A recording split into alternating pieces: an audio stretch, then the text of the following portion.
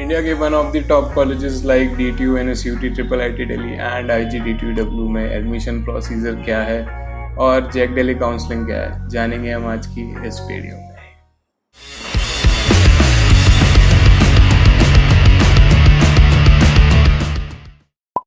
तो once you get your JEE mains result तो colleges जो हैं अपनी इंडिविजुअल काउंसलिंग शुरू कर देते हैं। बेसिकली जितने भी ये सारे गवर्नमेंट कॉलेजेस हैं उनके अंडर दो मेन इंस्टीट्यूशन है जो इनकी काउंसलिंग कराते हैं। एक है आपका जोसा एंड एक है आपकी जैक दिल्ली।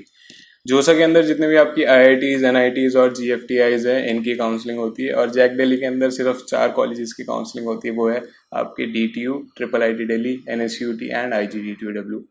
IGDTUW जो है एक गर्ल्स कॉलेज है और ये चारों कॉलेजेस जैक दिल्ली के अंडर आते हैं और दिल्ली गवर्नमेंट के अंदर आते हैं। अब in this video we will be going to talk about only JAC Delhi counselling, and जो आपकी जोसा की वीडियो है वो आपकी आएगी this coming Tuesday at 6 PM। तो do subscribe to the channel and press the bell notification on for future updates, और उसे देखना मत भूलना। अब काउंसलिंग प्रोसेस का मतलब क्या होता है, जितने भी आपकी एडमिशन प्रोसेस हो गया और जितने भी आपकी सीट एलोकेशंस वगैरह हो गई उन सबको एक कंबाइन करके हम बोलते हैं काउंसलिंग प्रोसेस। अब ये जो 4 कॉलेजेस हैं इनकी जो काउंसलिंग होती है वो होती है इस जैक दिल्ली की वेबसाइट पर। अभी सिंस कोविड की वजह से जो है JEE मेंस नहीं हुआ, बट जब भी JEE मेंस होगा और उसका रिजल्ट आएगा तो यहाँ पे एक न्यू रजिस्ट्रेशन का टैब आता है, उसके ऊपर जाके आपको अप्लाई करना होता है। इस काउंसलिंग के फॉर्म की फीस अराउंड 1000 के आसपास ही होती है। जो भी हो गया, आपको जब फॉर्म आएगा तो उसमें सर्कुलर में सब कुछ दे दिया जाएगा। जब भी इसके फॉर्म आएंगे मैं प्रैक्टिकली आपको एक स्टेप बाय स्टेप काउंसलिंग पूरी करके दिखाऊंगा और कुछ सीक्रेट टिप्स भी दूंगा जो बाकी लोगों से आपको एक एडवांटेज प्रोवाइड करेगी आपकी काउंसलिंग के टाइम पे। So again don't forget subscribing to the channel and pressing the bell notification on. Still मैं आपको एक ओवरव्यू दे देता हूँ कि क्या क्या होगा, उससे थोड़ी सी जो है ना मोटिवेशन टाइप आ जाएगी। तो बेसिकली स्टार्ट करते हैं हम।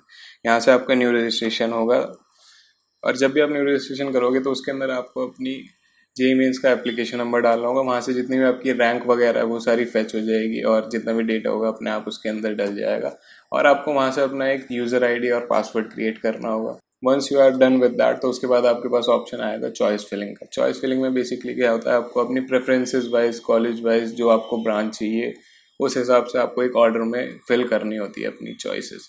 फॉर एग्जाम्पल, अपने सिर्फ एक एग्जाम्पल के लिए मुझे ट्रिपल IIT दिल्ली में CS चाहिए फर्स्ट पे, फिर सेकंड पे मुझे NSUT में CS चाहिए, फिर थर्ड पे DTU में CS चाहिए। इस प्रॉपर एक सीक्वेंस में आपको अपनी चॉइस फिल करनी होती है। अब बच्चे अक्सर यहीं पर बहुत ज़्यादा गलती करते हैं और फिर बाद में जाके वो रिग्रेट करते हैं कि हमने चॉइस फिलिंग ढंग से क्यों नहीं करी। इसके ऊपर भी मैं प्रॉपर आपको एक लिस्ट दे दूंगा आपकी प्रेफरेंसेस के हिसाब से जो जो आपको फिल करनी होगी। So don't worry about that. अब सिंस लास्ट ईयर NSUT में कुछ नई ब्रांचेस इंट्रोड्यूस हुई हैं और नई सीट्स इंक्रीज हुई हैं, तो इसका एक एडवांटेज है। लाइक 2020 के बच्चों को भी मिला था और आपको भी एक एडवांटेज मिलेगा दूसरों। अब चॉइस फिलिंग और थोड़ी सी फॉर्मेलिटीज के बाद आपका शुरू होता है काउंसलिंग के राउंड्स।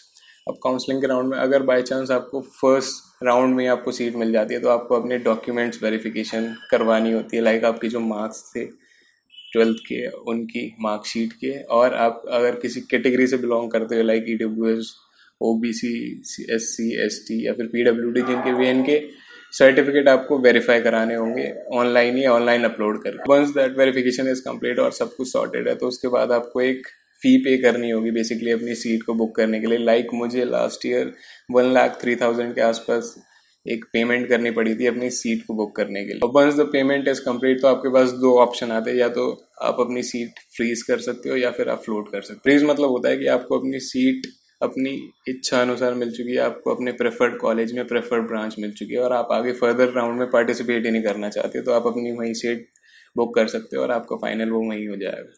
बट अगर आपको सीट तो मिली है बट आपकी प्रेफरेंस के हिसाब से नहीं मिली तो आपको फिर फ्लोट पे रखनी पड़ेगी अपनी सीट, जो फर्दर राउंड में आपकी सीट अपग्रेड होएगी।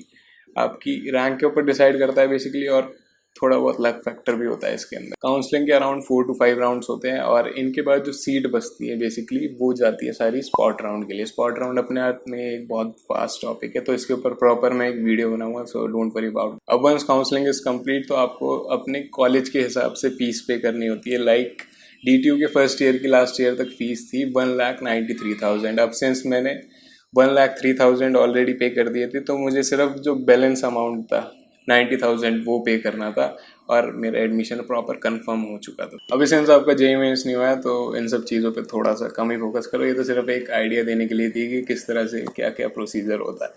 और डोंट वरी, अभी मैं जैसे जैसे थोड़ा सा जेईई मेंस पास आएगा प्रॉपर आपको गाइडेंस भी दूंगा और एक प्रॉपर काउंसलिंग के ऊपर वीडियोस भी बनाया करूँगा, कोई दिक्कत नहीं है। और ये मेरा इंस्टाग्राम हैंडल, आप यहाँ पे फॉलो कर सकते हो। काफ़ी सारे बच्चों ने मेरे से डाउट्स भी पूछे रिगार्डिंग देयर काउंसलिंग और उन सब के मैंने रिप्लाई करे, so no issue in that. और सबके रिप्लाई करूँगा, आप जस्ट एक मैसेज डाल देना मुझे, नो इशू। और ट्यूसडे में 6 PM आपकी जो सा की वीडियो आ रही है तो उसे देखना मत भूलना। और बस बाकी खत्म करते हैं video. So keep studying, keep exploring. This is Priyanshu signing off.